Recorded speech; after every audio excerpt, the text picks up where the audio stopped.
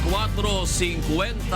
Good morning, Rina. Good morning, Oh, June. refresh ba? Refresh. Refresh, nakapag-bakasyon. Family bonding.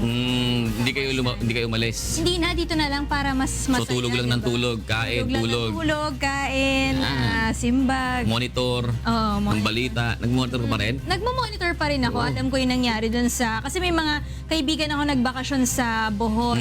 Diba, alam mo naman yung nangyari dun sa may Bohol area. Mating na rin si Pangulong Duterte. Tapos na lang kanyang talumpati kanina. Nadala-dala niya yung ibang mga OFW at tapos binigyan ng 10,000. Oh, wow. 5,000 from Dole tapos 5,000 sa kanya. Wow, malaking tulong yan para Siyempre, sa kanila. Siyempre, matagal nang nasa, kumbaga, nasa Saudi lang. Nag-aantay sila. Nagagantay lang na amnesty yun. Awa Tapos naman. pagbisita doon ni Pangulong Duterte ay nabigyan naman sila ng amnesty. Iba kasi yung karisma sa abroad Oo. ni Pangulong Duterte. Talagang kahit supportado naman sa siya. ibang bansa, diba, ang tingin nga sa kanya rockstar siya, diba? Dito lamang sa Asia, diba? What more sa iba? Pero binabatikos pa rin siya ng iba dahil daw bakit titinao naman daw sa ganito, di ba? Yung panahon na to, bakit lumabas siya ng bansa? Siguro sa paano ng presidente, baka trabaho lang naman yun. Oo, tsaka yung timing ba? Oo, diba? Pero tayo po'y magsimula na sa ating pong pagbabalita. Araw po ng Lunes, 17 ng Abril 2017. Sa ngalan po ni Kuya Daniel Razon. Ako po si Jun Suriao. At ako naman si Rina Bellimore Camara. Narito na po ang mga humahataw na balita. Babaeng biktima ng hit and run sa Davao City, tinulungan ng UNTV News and Rescue Team. Planong pagbisita sa Pag-asa Island at pagwagayway ng Philippine flag, hindi na itutuloy ni Pangulong Rodrigo Duterte dahil sa pakiusap ng China.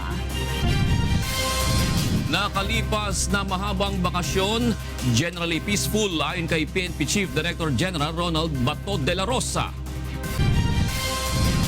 Isang senior leader ng bandidong grupong Abu Sayyaf nagpaplano ng sumuko sa pamahalaan ayon sa AFP Western Mindanao Command. Presyo ng produktong petrolyo inaasahang tataas na naman ngayong linggo. Pagsusumite ng income tax return hanggang ngayong araw na lamang. At mahigit 1,000 residente sa isang barangay sa Plaridel, Bulacan na tulungan sa medical mission ng UNTV at members Church of God International.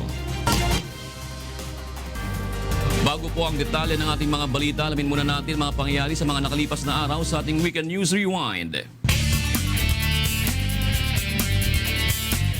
Walang naging gaanong pinsala sa Eastern Visayas ang bagyong Krising na naglandfall sa rehiyon noong Sabado. Mayroon lamang na italang pagbaha sa ilang bahagi ng rehiyon dahil sa walang tigil na pag-ulan. Sa Tacloban City, nagkaroon ng pagbaha sa downtown area at ilang barangay subalit agad namang humupa. Ayon sa Regional Risk Reduction and Management Office, wala rin silang natatanggap pa na ulat ng mga pagguho o pinsala sa mga pananim. 6 ang patay matapos tumaob ang sinasakyang bangka sa Laguna de Bay noong Huwebes. Kinilala ang mga nasawi na sina Jonalyn Procopio, Lester Kent de Solok, EJ Manalo, Jenard Pailan, Joan Resurrection at Maria Jolyn Quinola. 9 naman ang nakaligtas matapos agad masaklolohan ng mga rescuer. Sa investigasyon ng Laguna Action Center, patungo sana ang mga ito sa Halahala Rizal upang mag-hiking. Overloading ang itinuturong dahilan ng pagtaob ng bangka. 11 Abu Sayyaf kabilang ang 2 sub-leaders ang sumuko sa AFP Joint Task Force Tawi-Tawi noong nakaraang linggo. Isinuko rin ng mga ito ang 7 matataas na kalibre ng mga baril. Ang mga ito ay kilala sa tawag na Sariol Group na responsable sa sari-saring karahasan sa Sulu tulad ng pamumugot sa mga bihag nito, kidnapping at piracy. Panawagan ng mga ito sa kanilang ibang mga kasamahan na sumuko na rin sa pamahalaan. Ayon naman sa AFP, ang pagsuko ng mga bandido ay bunga ng patuloy na opensiba ng pamahalaan laban sa grupo alinsunod sa mandato ng Pangulo. Sinalakay ng mga law enforcement personnel at non-governmental organization officials ang isang illegal private zoo sa bansang Guinea. Nakuha sa illegal na zoo ang ilang endangered animals gaya ng mga buwaya at iba't ibang species ng pagong, agila at parot. Arestado ang isang army colonel na umano'y nagmamay-ari ng zoo at ang 2 caretaker nito.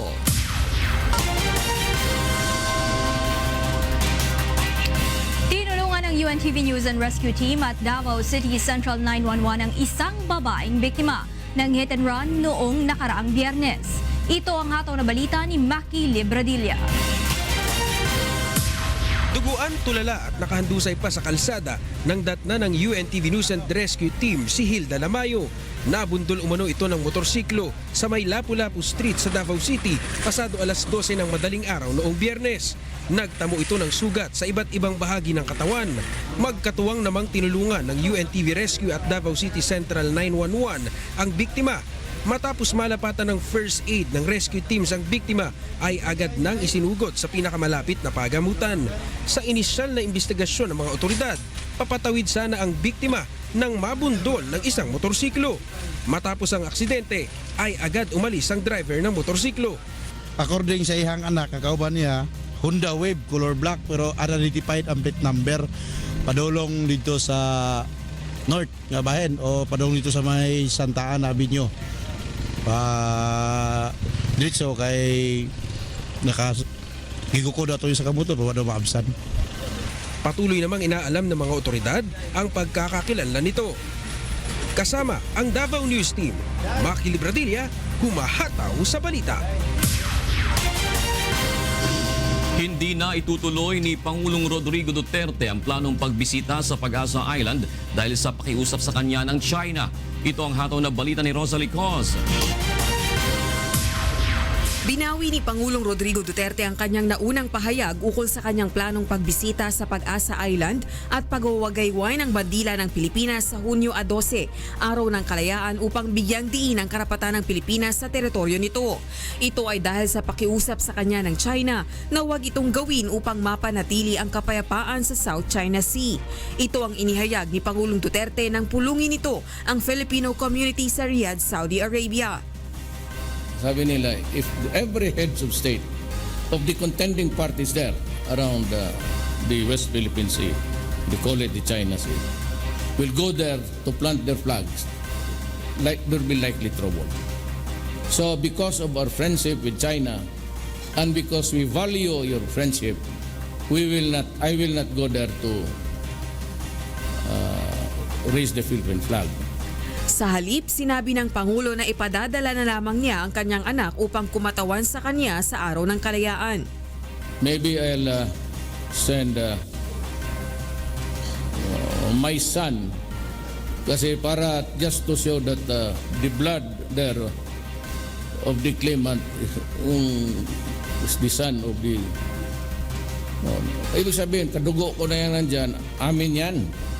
Sabi ng China, well, in the meantime, huwag ka lang pumunta doon. Just do not go there. Please. Sabi ko, yes, I will correct myself. Because we value the friendship of China. Samantala, positibo naman ang naging pagtugon ng China sa akbang na ito ni Pangulong Duterte. Batay sa pahayag ni Chinese Foreign Ministry spokesperson Lu Kang, ikinagalak ng China ang ginagawang pakikipagkaisa ng Pilipinas sa kanila upang maresolba ang suliranin ng maritime dispute sa South China Sea.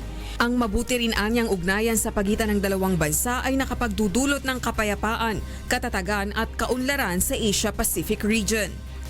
Ako si Rosalie Cos, humahataw sa balita. Naging generally peaceful ang nakalipas na mahabang bakasyon noong nakalipas na linggo.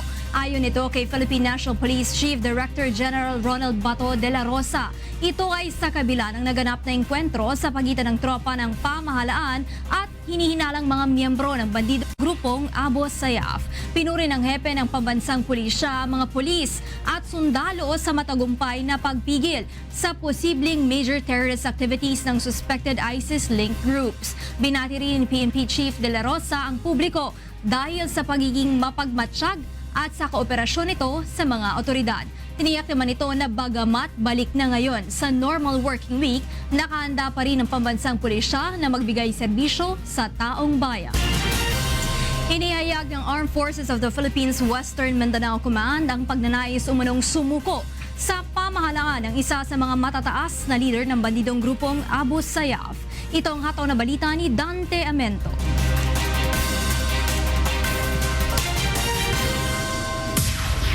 Plano na umanong sumuko ni Abu Sayyaf Group most senior leader Radulan Sahiron. Ayon kay Lieutenant General Carlito Galvez Jr., commander ng AFP Western Mindanao Command, ipinaabot ni Sahiron ang kanyang pagnanais na sumuko sa pamahalaan kasunod na rin ng walang tigil na opensiba ng militar laban sa ASG. Bukod pa rito, matanda na rin anya si Sahiron na nagsimulang naging aktibo sa grupo noon pang 1990s. Very fresh yung kanyang indications that he want to surrender. But for now, ang natin is we will continue to hunt him. Because he's a very important figure for us. Ipinaabot umano ni Sahiron ang pagnanais sumuko sa pamamagitan ng isang Muslim elder. Hiniling-an niya nito na huwag siyang i-turn over sa ibang bansa, partikular sa US government kapag sumuko na. May patong na $1 million sa ulo ni Sahiron dahil sa pagkakasangkot nito sa pagdukot sa Amerikanong si Jeffrey Skilling noong 1990 sa Sulu. Kabilang din ito sa listahan ng top wanted persons ng FBI. Because he's already old, gusto niya lang mag-surrender. Ang lang, provided na niya, gusto niya is huwag lang siyang i-turn over sa US. Yun lang niya, na conditions niya. Mula nang iutos ni Pangulong Rodrigo Duterte ang no-let-up operations laban sa Abu Sayyaf nitong Enero, umabot na sa 16 na miyembro nito ang sumuko at nasa 4 na po ang napatay. Mula Zamboanga City, ako si Dante Amento, humahataw sa balita. Inaasahang magpapatupad na naman ang panibagong oil price increase ang ilang kumpanya ng langis ngayong linggo.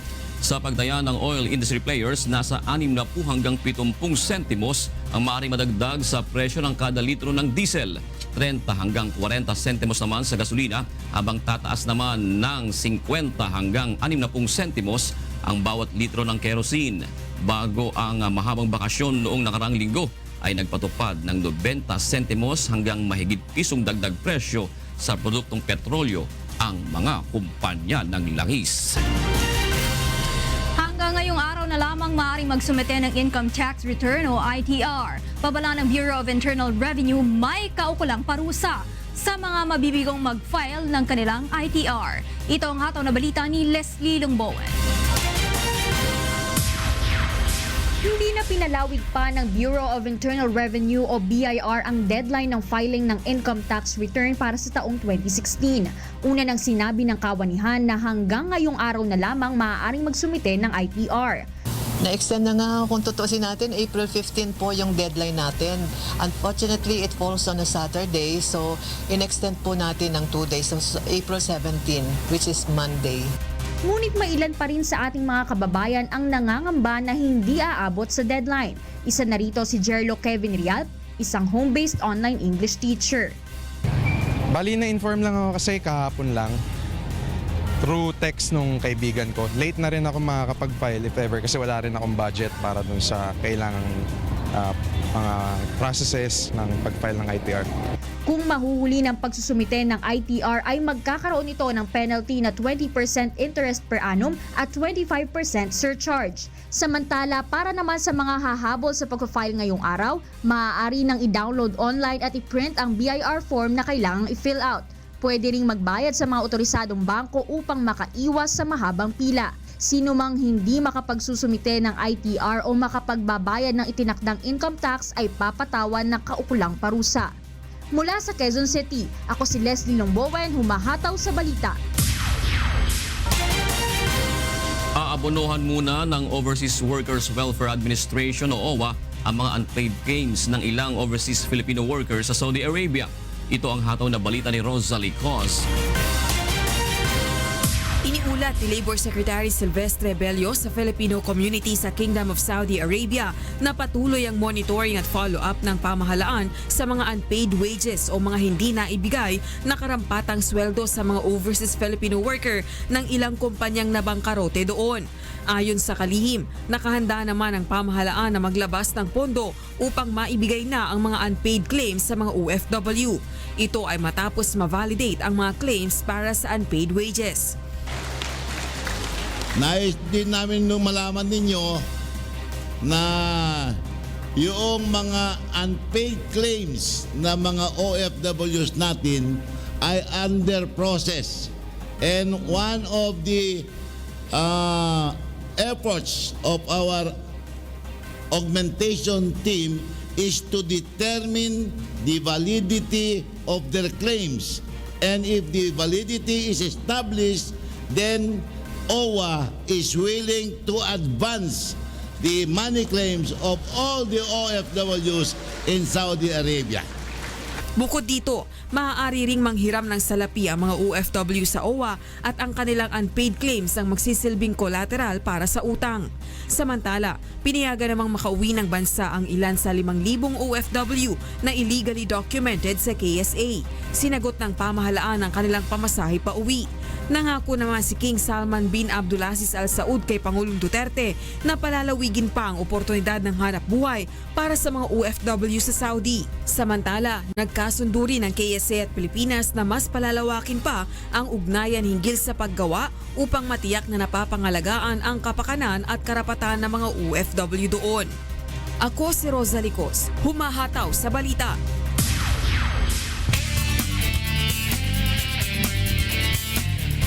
Nagpalipas ng magdamag sa isang covered court sa Caloocan City ang mahigit 100 pamilya matapos masunog ang kanilang mga tirahan kahapon. Narito ang ulat ni Reynante Ponte. Dakong alas 4:30 kahapon nang sumiklab ang sunog sa barangay 30 Binangonan Street sa Maypaho, Caloocan City. Sa inisyal na ulat ng Bureau of Fire Protection, posibleng electrical overload ang sanhi ng sunog. Mabilis kumalat ang apoy sa 40 bahay na gawa lamang sa light materials. Umabot sa ikalimang alarma ang sunog na napula naman makalipas ang 2 oras. Wala namang napaulat na nasaktan o nasawi sa insidente at tinatayang aabot sa halos 1 milyong piso ang natupok na mga ari-arian. Sa ngayon ay pansamantalang nanunuluyan sa isang covered court sa lugar ang mga nasunugan. Wala pa kaming perang panggawa. May sakit pa ako ng sa puso, high blood. Marami ako sakit eh. Hindi ako nakakaalis, hindi ako nakakahingi. Down talaga.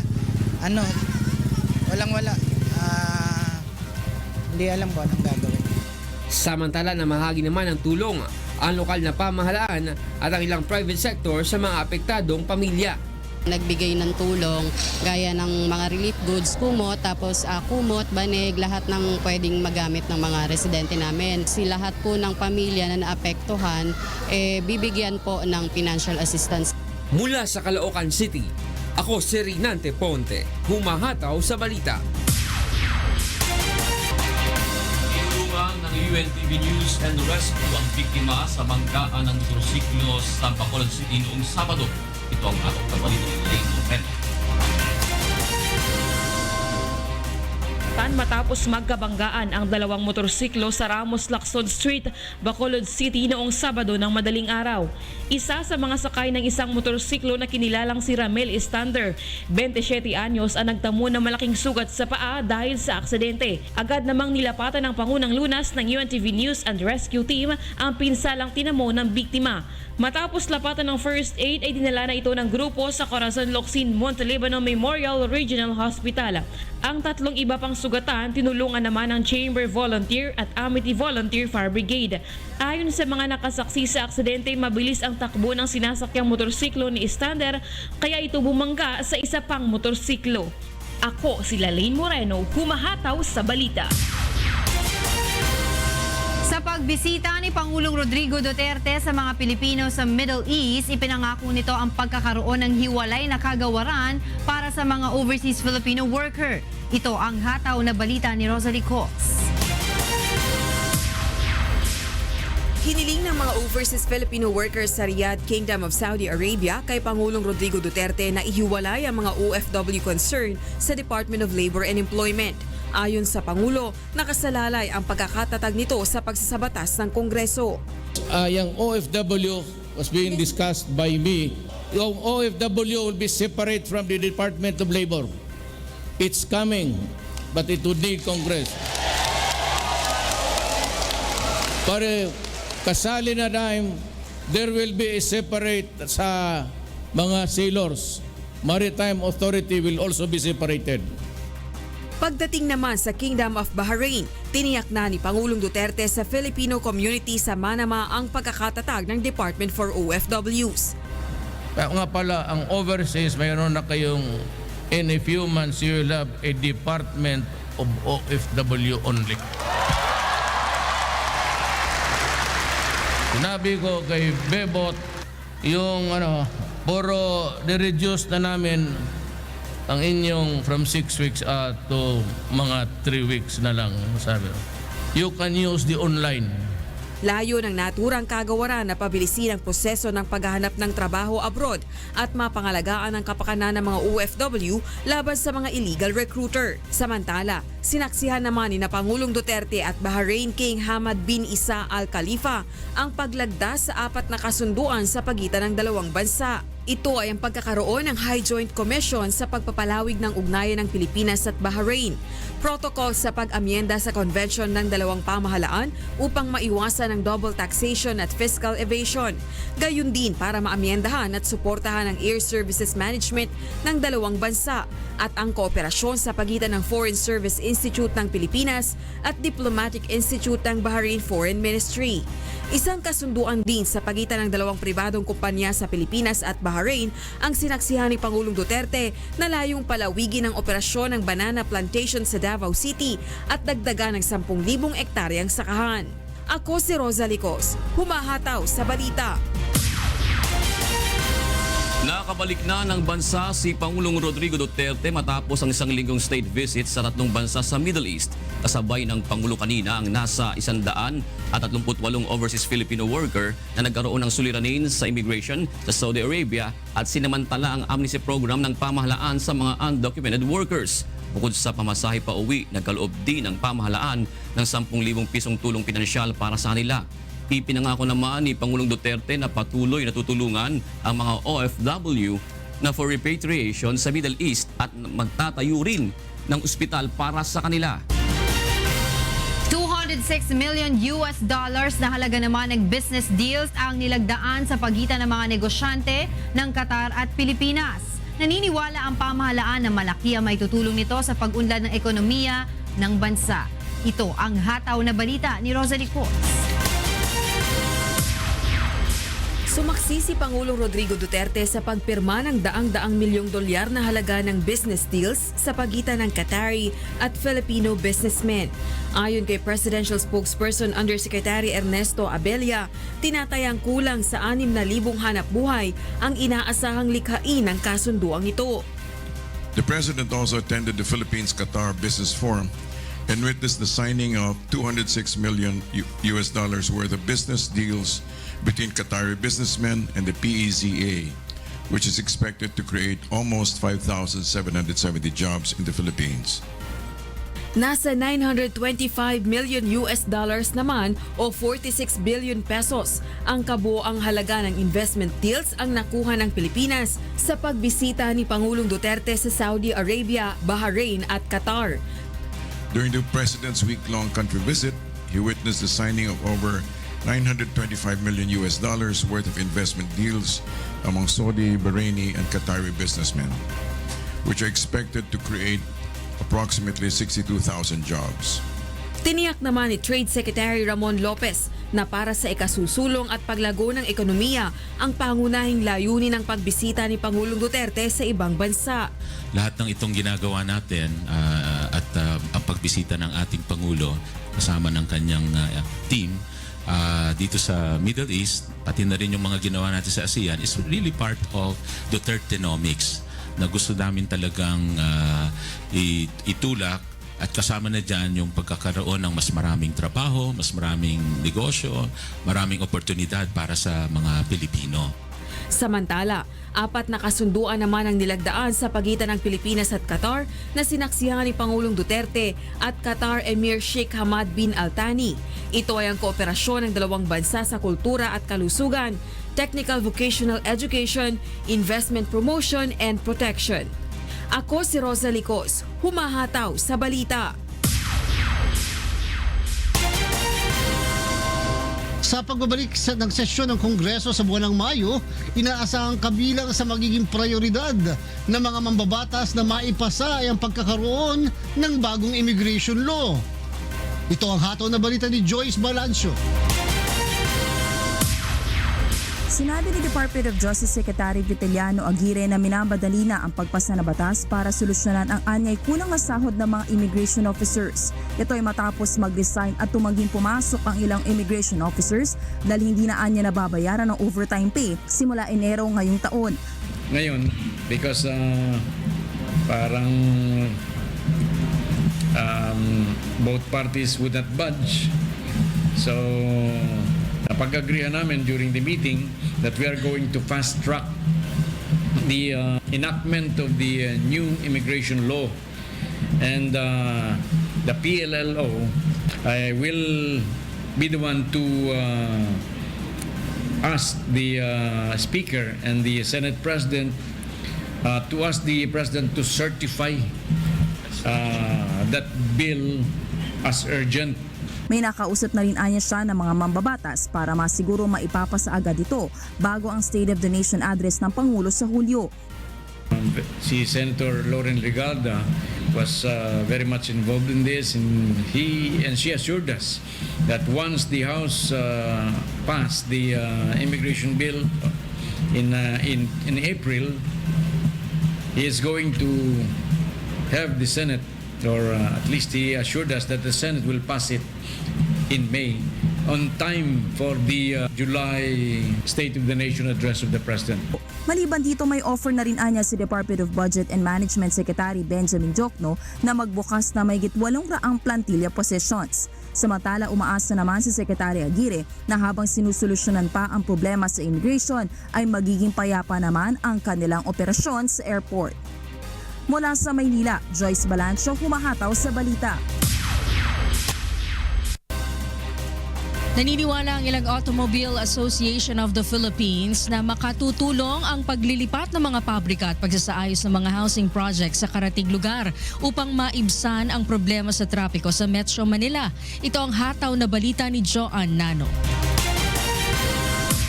Mga naglalakihang mall, kaliwat ka ng mga condominium at iba pang mga establishmento na kasalukuyan ang nakatayo sa Metro Manila. Isa ito sa mga nakikitang dahilan ng ilang eksperto kung bakit problema pa rin sa ngayon ang mabigat na trapiko sa Kalakhang, Maynila.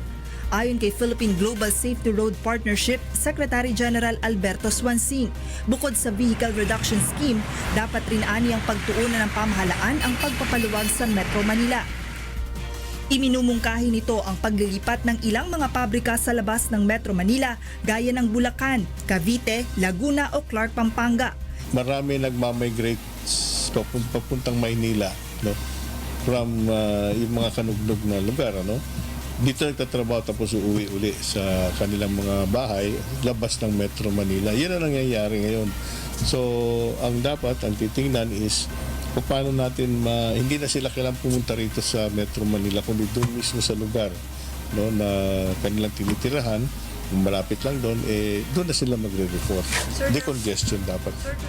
Ipinapanukala rin ni Swansing ang pagkakaroon ng maayos na sistema ng transportasyon sa mga lugar na itinatalagang housing project ng gobyerno upang maiwasan na ang mga informal settlers sa Maynila. Ang dapat na gagawin dyan, ilapit sila through better public transport system.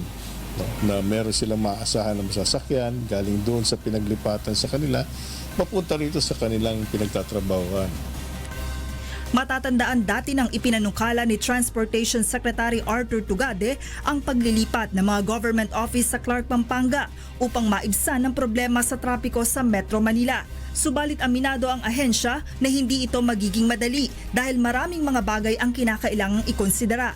Ilan sa mga ito ang paglilipat ng tirahan ng mga empleyado, pamasahe at maging ang pag-aaral ng kanilang mga anak.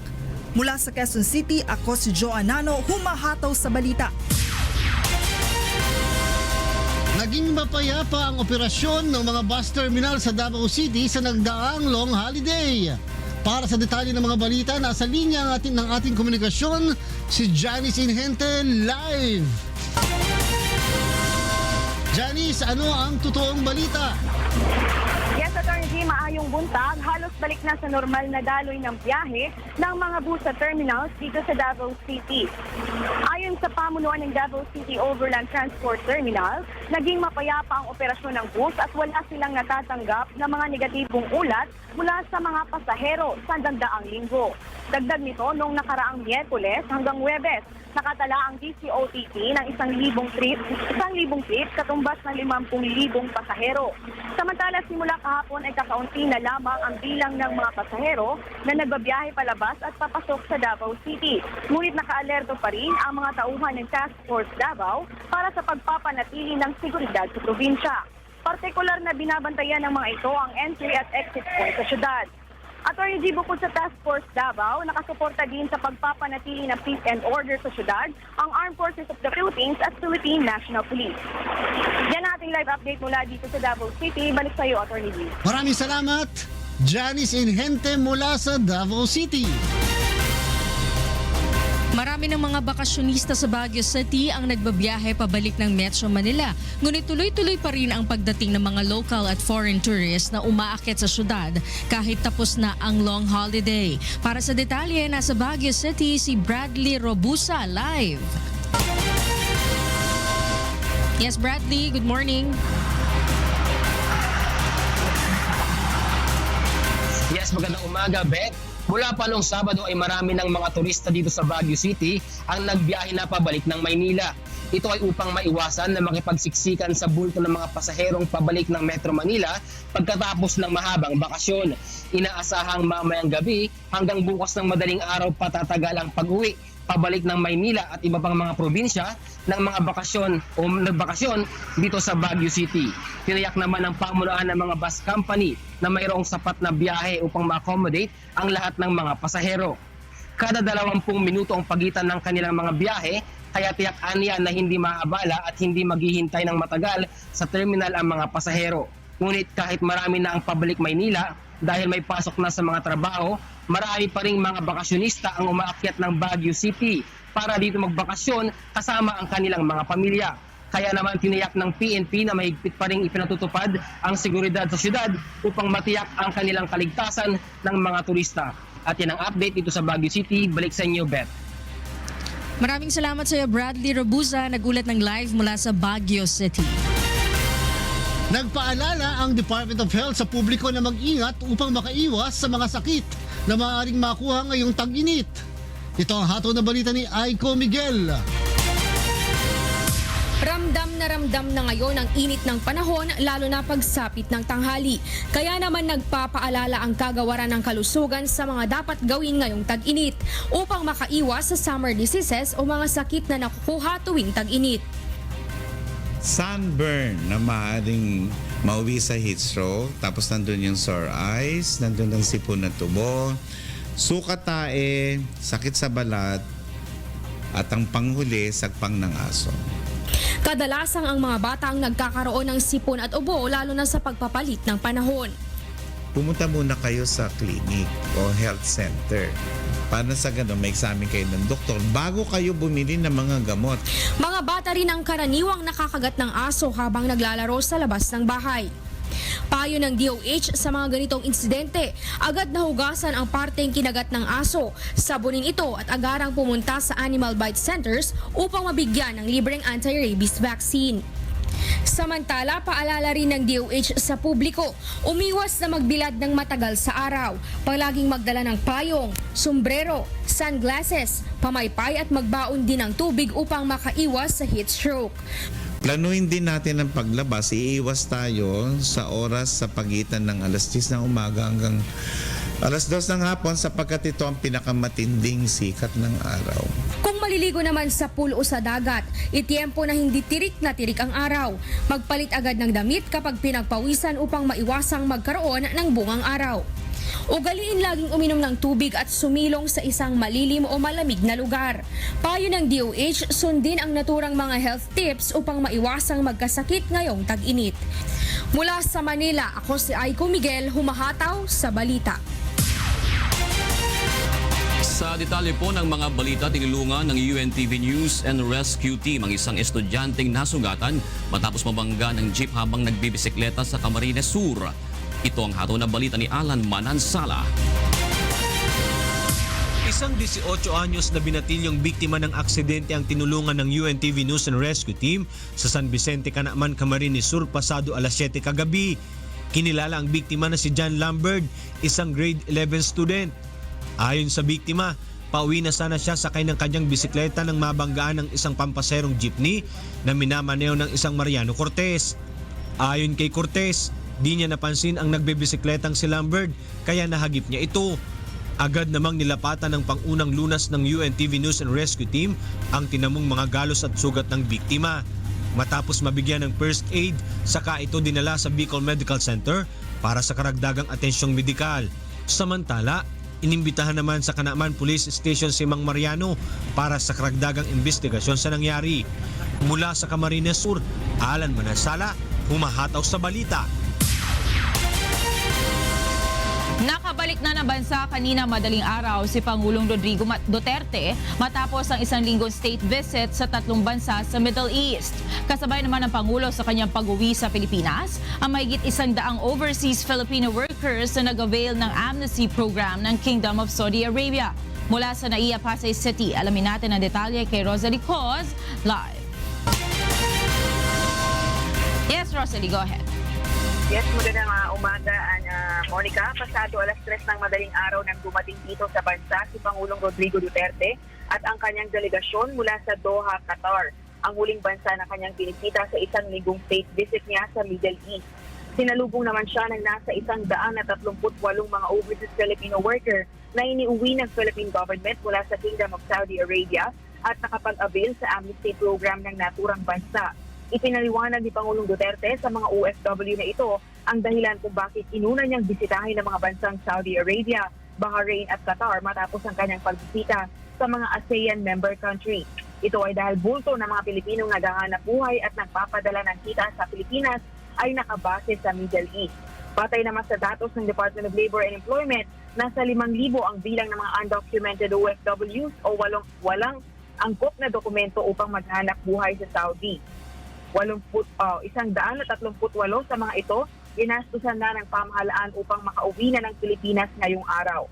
Nagkaloob din ng pamahalaan sa bawat isa sa kanila ng tulong pinansyal sa halagang 10,000 piso. Aasistehan din sila ng gobyerno para sa tulong pangkabuhayan o mapagkakakitaan. Nangako naman si Pangulong Duterte na magtutuloy-tuloy ang pagpapauwi ng pamahalaan sa mga distressed OFW. We have an ongoing program for the repatriation of our distressed nationals.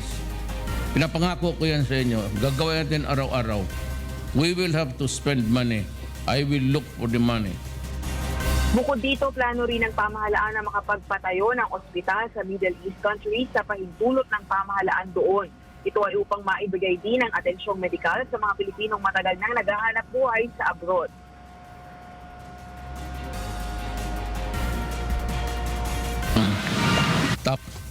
Ang gusto kong yung ospital, tapos yung makauwi na yung may masakit, unahin yun.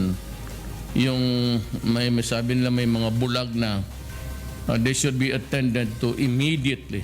Pilipino At one time or another during their productive years in their life, they help us very much. So yun nagpapadala ng steady income ng mga remittances na. So kailangan magbayad tayo at malaki ang binibigay ng overseas workers. Sa uli, nagpasalamat si Pangulong Duterte at kinilala ang sakripisyo ng bawat OFW na napipilitang maghanap buhay sa labas ng bansa alang-alang sa kanilang pamilya. Inatasan din ito mga kaukulang ahensya ng pamahalaang tutukan at ibigay ang kinakailangang assistance sa bawat repatriated OFW.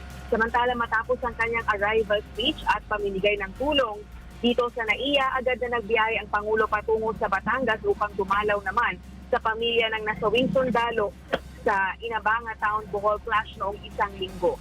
Matapos naman ito, sinabi ni Pangulong Duterte na babalik siya sa Davao City dahil ayon sa kanya, sabik na siyang makapiling ang kanyang mga anak at apo matapos ang halos isang linggong biyahe sa labas ng bansa. Yan muna ang latest live mula dito sa Pasay City. Balik sa iyo, Mon. Maraming salamat, Rosalie Coz, live na nag-uulat mula sa Naiya, Pasay City. Sa iba pang balita, nakatakdang isagawa sa susunod na buwan ang annual military exercises sa pagitan ng mga sundalong Pilipino at Amerikano. Ayon kay Balikatan spokesman Major Celeste Frank Saison, sa sentro ang joint military drills sa humanitarian at counter-terrorism operations sa halip na live fire exercises. Una nang sinabi ni Defense Secretary Delfin Lorenzana na tututukan sa isasagawang military exercises ang paglaban sa terorismo na siyang pangunahing banta sa seguridad ng bansa. Tatagal ang Balikatan exercises sa loob ng 10 araw.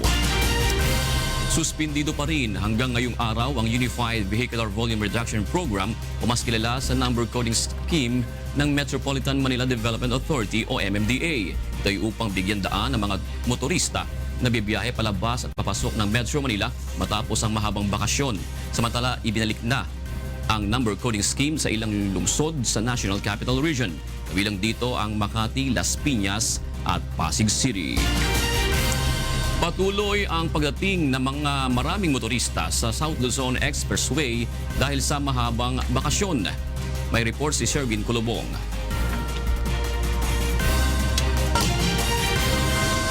Magandang umaga, Sherwin. Magandang umaga, June. Nagsimula na nga kahapon ng hapon ang pagdagsa ng mga sasakyan sa South Luzon Expressway. Ayon sa pamunuan ng SLEX, nagpapatuloy hanggang sa mga oras na ito ang malaking volume ng mga sasakyan na galing sa iba't ibang lugar sa Southern Tagalog Region mula sa mahabang bakasyon. Gayunman, June, wala naman umanong nagiging problema sa mga toll plazas dahil may mga ambulant teller na umaasiste sa mga motorista. Ngunit pagsapit sa northbound ng Susana Heights hanggang Alabang Viaduct, mararanasan ang mabigat na daloy ng mga sasakyan. Paliwanag ng SLEX, June, bunsod ito ng naiipong mga sasakyan papasok sa Metro Manila. Asahan pa umano hanggang mamayang gabi ang pagdagsa ng mga motorista na dadaan sa SLEX. June, wala namang naitalang major accident ang SLEX nitong long weekend at hanggang sa nakalipas na magdamag. At yan ang ating update. Balik sa iyo, June. Maraming salamat, Sherwin Kulubong. Nararamdaman na ang pagbigat ng trapiko sa North Luzon Expressway o NLEX dahil sa dami ng mga motoristang pabalik ng Metro Manila. Alamin natin ang update mula kay Nestor Torres, live. Nestor, kumusta na ang sitwasyon dyan sa may NLEX? Yes, Monica, magandang umaga. Matapos ang long holiday, inaasahan nga ng NLEX Management na hanggang ngayong umaga ay dadagsa pa rin ang maraming motorista pabalik na ng Maynila. Ayon kay NLEX Manager Robin Ignacio, Sabado, Linggo ng gabi hanggang ngayong umaga nang maramdaman nila ang matinding pagsikip ng trapiko sa parting Bukawe at Balintawak southbound pabalik ng Maynila. Sa Bukawe Toll Plaza, hindi bababa sa 20 ang pila ng mga sasakyan. Upang maiwasan ang pagsikip ng trapiko, binuksan na nila ang 22 collection point at nagdagdag pa sila ng mahigit 10 portable booth. Sa parte naman ng Balintawak, nagdagdag naman ng 10 portable booth. Samantala, usad pagong naman ang sasakyan sa Balintawak Avenue papunta ng Bonifacio, mahigit 1 kilometro ang haba ng pila ng mga sasakyan. Nasa 30 naman ang NLEX Patrol na nakadeploy sa kahabaan ng NLEX para magbantay doon sa magiging sitwasyon ng trapiko. Natapos na rin ang Monica, ang NLEX sagot mo, yung NLEX Patrol sagot mo, yung kanilang free safety na hindi na pwede yung towing ngayon at tapos na rin yung kanilang free wifi sa lahat ng mga gasoline station. Wala na rin ang free medical assistance sa mga gasoline stations sa NLEX. Samantala, Monica, kanina binantayan nila alas 5 nang magsikip ang trapiko dito sa NLEX. Pero sa ngayon, inaasahan nila hanggang mamayang tanghali ang pagdagsapan ng mga maraming motorista pabalik ng Maynila. Wala naman silang naitala na major accident sa NLEX, maliban na lang sa mga minor accident na mga nasiraan ng gulong, naplatan ng gulong at nasiraan ng mga sasakyan. At yan mo na ating latest live, Monica, mula dito sa Balintawak. Balik sa inyo dyan sa studio. Monica? Maraming salamat, Nestor Torres, live mula sa NLEX Balintawak. Alamin naman natin ang mga balita sa iba't ibang panig ng bansa sa ating Balitang Promdi. Mula po sa Baguio City, alamin natin kay Bradley Robuza ang mga balita sa Luzon na imbag abigat. Bradley. Wen agyaman akjun na imbag na bigat kenyam. Dagito'y tidamdamag na naala tayo dito'y Luzon Region. Pimusay iti may isang estudyante nga nakalugan iti may isang pampasahero nga van sadyay na Dito'y biktima nga ni Isaiah Cardior Medalye, estudyante iti St. Louis University.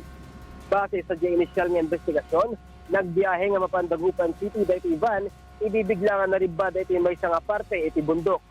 Natinag dito'y sadyay kanawan nga parte, kudino nga nakapagaw ni Medalye. Sigud mo't nga naitaray sa Baguio General Hospital and Medical Center ni Medalye, ngam na ideklara nga dead on arrival. Nakaalamat iti minor injuries dagiti nasurok nga sa nga pulo nga pasahero iti van nga sigud mo't nga naitaray ijay BGHMC. Sa nga pulo nga ribo nga turista, iti nailista ti lokal nga gobyerno iti Oriental Mindoro nga napan sa White Beach Resort iti Puerto Galera iti napalabas nga holiday. Dahil iti damag ni Sherwin Kulubong. Isa sa mga naging paboritong summer destination tuwing bakasyon ng ating mga kababayan ay ang isla ng Puerto Galera sa Oriental Mindoro. Bukod sa nasa 3 hanggang 4 na oras lang ang biyahe patungo rito mula Metro Manila, mabibighani ka sa malakristal na buhangin ng dagat dito tulad sa Dinarayong Boracay at nagagandahang mga dive sites na pinagmamalaki ng isla ng Puerto Galera. Sa taya ng lokal na pamahalaan ng Puerto Galera, nasa 10,000 mga lokal at international tourist na ang nagtungo dito nito lamang long holiday. It's nice. I like the good bars, restaurants over here. It's not too expensive and the water is good. Yeah, nice place. Plano naman ang pamahalaang panlalawigan na lalo pang pasiglahin ang kanilang turismo sa probinsya na pinagkukunan ng ikinabubuhay ng marami nilang mamamayan. Dalawa lang namin, agriculture and tourism. Pag nawala yan, wala kaming ibang panlaban eh. So we'd like to maintain that. Being an agricultural province and tourism destination talaga. Kasama ang Mindoro News Team, ako si Sherwin Kulubong, humahataw sa balita.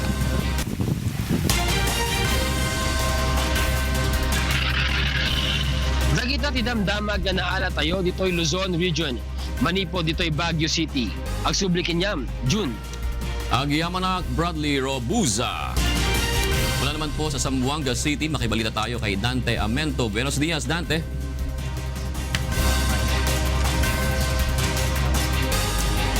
Muchas gracias, John. Buenos dias, magakasang bahay. Takial mga notisya na rehiyon de Mindanao.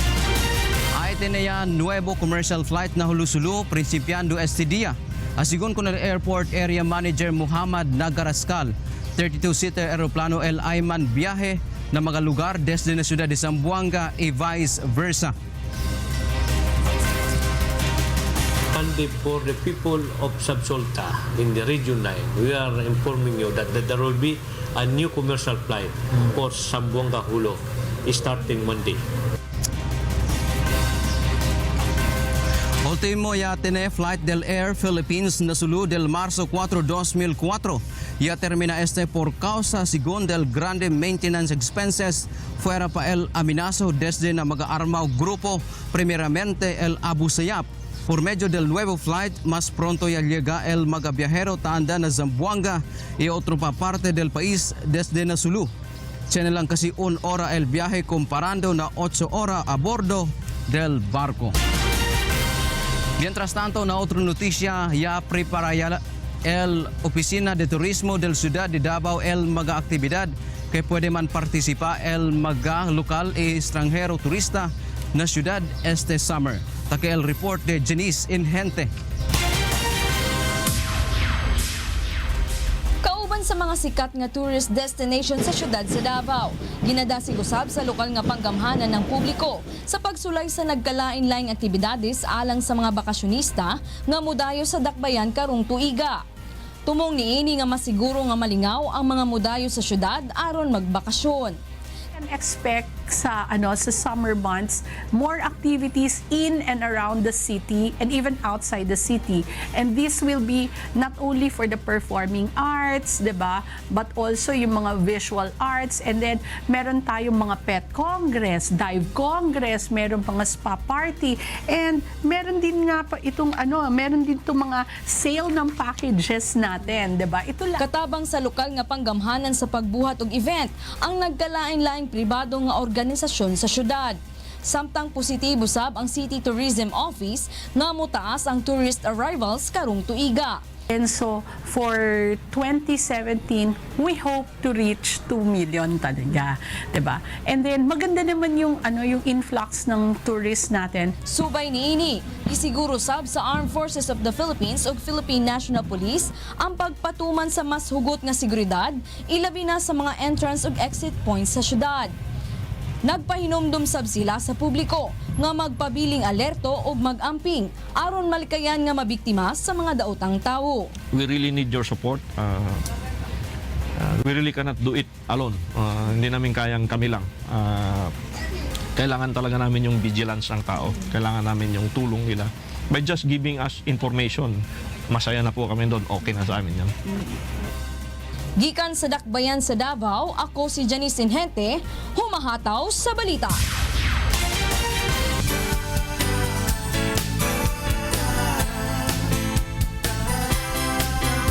Mahigit 1,000 residente sa Barangay Tabang, Plaridel, Bulacan ang natulungan sa medical mission ng UNTV at Members Church of God International. Ito ang hataw na balita ni Nestor Torres. Mayroong sakit ang buong pamilya ni Ginang Mary Rose Pingol.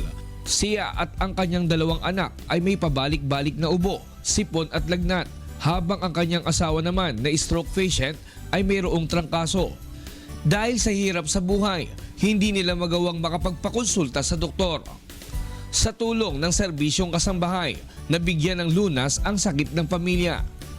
Nabigyan din sila ng libreng gamot sa isinagawang medical mission ng UNTV at Members Church of God International sa Barangay Tabang, Plaridel, Bulacan. Kung wala pong may medical mission na to, siguro po hindi po namin alam kung saan po kami kuha ng pambiling gamot. Kaya nagpapasalamat po kami sa medical mission na ito kay Brad Eli Soriano. Labis naman ang kaligayahan ng 24 anyos na si Annalisa mag-isa nang mabunot ang matagal ng sumasakit ng ngipin. Ako po yung papabunot na. Kasi po wala po kasi mahal po ang pagpapabunot. Nalaman ko po na may libre. Napunta na po ako dito. Maraming salamat po. Ilan lamang si Annalisa at ang pamilya Pingol sa mahigit 1,031 residente na napaglingkuran sa iba't ibang libreng medical services. Mayroon ding natulungan sa problemang legal, nakapagpagupit ng buhok at nakapagpamasahe ng libre. Hindi po nagkakaroon po kami ng mga medical mission, pero ngayon lang po merong kumpleto talaga. So may massage, may legal, may dental, may medical, masayang masaya. Kami din po ay lubos na nagpapasalamat po kay Brad Eli at saka po kay Brad Daniel Rason. At syempre po sa UNTV din. Samantala, mayroon ding 2 babae na naaksidente sa motorsiklo ang nagtungo sa medical mission para sa kailangang medical assistance. Naghahanap po kami ng ganitong center medical. Salamat na lang po dahil napunta po kami dito. Natulungan niyo po kami. Nagamot po kami, natulungan, napakain po. Pagkatapos po ng lunas po sa amin, na tinignan po kami dito, binigyan po kami ng gamot. Marami po natutulungan dito sa medical mission. Na isa na rin po kami dito. Nestor Torres para sa Serbisyong Kasangbahay.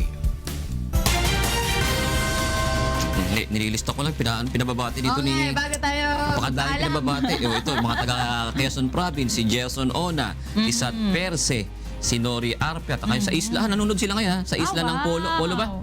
O si Tatay naka-generator lang sila doon? Okay si Tatay Ernesto at Nanay Elsa Amandi. At yung mga taga-Antipolo rin, si Darwin, si Glyca, si Yobil Agneso. Ayan. Magandang umaga po sa inyo. Maraming salamat sa panonood. Si Direk? Sa Bataan? Sinong Bataan? Sinong direkto? Direk Lito na sa Bataan? Hindi na hindi. siya. Yung mga nakilala ni Direk dito sa Pilar, Bataan. Sa Pilar, Baka Bataan. nag-shoot sila doon. Baka nga. Medyo malayo kasi taga-Morong kami. Malayo ba yung Pilar? Medyo malayo. Siguro mga roughly mga 45 to 1 hour. Depende sa pagdadrive mo. Layo Mula sa Morong. Ang malapit na sa Sambales yun. Malapit ang, if I'm not mistaken, malapit kasi ang Pilar doon sa center ng Bataan, sa Morong, sa Balanga. Batchmate pala ni Direk Lito yan siguro. Ano, 1940 ba yan? Joke. Hindi, pinanganak si... Tagal na yan, ha? Pinanganak si Direk Lito. Hindi, mga bata pa rin si Direk Lito. Wala pa naman senior citizen si Direk Lito. Sa 59 pa lang. 1974. 1974? Pinanganak ako niyan eh. July 10, 1974 ako pinanganak eh. Si Direk Lito, high school na nun.